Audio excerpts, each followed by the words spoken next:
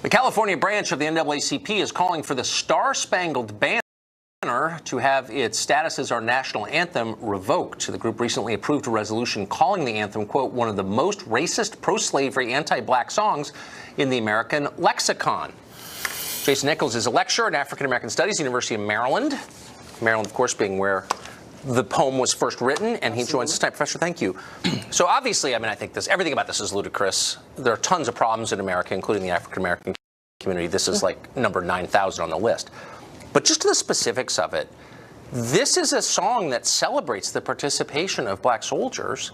I don't really know how, it's right in there. I don't know how this is a racist anthem. I honestly don't know what they're talking about. Well, first of all, I think we have to enter in a word that's been missing from our discourse for about at least the last year. Okay. And that is unity. Does this song have a unifying message? Now, when it's talking about murdering hirelings and slaves, it doesn't necessarily sound like that's something that's going to bring about unity. I look at other anthems that we've had around the world. For example, I know every word to the Puerto Rican anthem.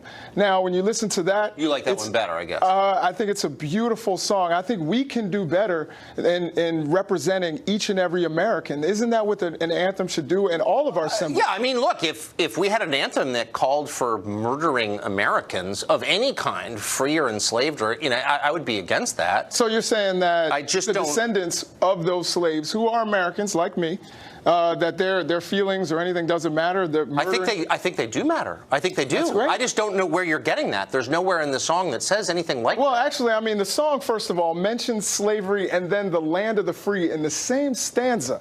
That makes us sound kind of contradictory to the world. Well, so does the Declaration and the Constitution. This was written in 1814 when the Constitution makes no direct No, it doesn't. But I'm just saying, look, the song does not call for the murder of any American, okay? And again, here it is. Oh, thus be it ever. Loved homes and the war's desolation, blessed with victory and peace, may the heaven-rescued land, Let's go up to the third stanza. All right, here's the third stanza. And it's extremely violent also. Yeah, but it's not against Americans. It's saying it's against slaves. So you're no. It's against the British soldiers, and it says whether they're hirelings or slaves, like anybody who's fighting on behalf of the British. Okay, this is a description of a battle from a war against a foreign power. Understood. So slaves who were fighting for their own freedom under whatever circumstances, you believe that we should, as a nation, have an anthem that talks about their death? Of course, I couldn't be more opposed to slavery, obviously. My only point is that this song is about fighting British forces. And it's just saying, whoever is coming from this other country, we don't care what your status is. If you're coming here to fight us, we want to beat you, because it's a song about a war. It is a song... So should that really be our national anthem? Shouldn't it be about the beauty that America is, like America the Beautiful? Well, I don't know. It's about the beauty of the flag waving over Fort McHenry in Baltimore, and we're still here, and we won, and we're still... country. It's awesome. The other thing that we have to understand is this wasn't our anthem until 1931 is when it became our national anthem. That's actually not true. We shouldn't argue for tradition for tradition's sake. That's what the argument that people made for Jim Crow. No, that's the argument that people made. It has nothing to do with Jim Crow, obviously. No, but that's not what I was saying. The U.S. Navy was their official flag-raising song in the 1880s. But as our national anthem, it did not happen until 1931. Okay, but so what? I'm just saying for your lifetime, for mine, for almost every living American, this has been our national anthem. No one has ever seen any racial overtones. There aren't any in the song. No one ever saw it. I teach it every semester. Well, you do, because you're trying to subvert the idea of this as a national symbol because you're a left-winger. But the truth is, it's not inherent to the text. It's not there.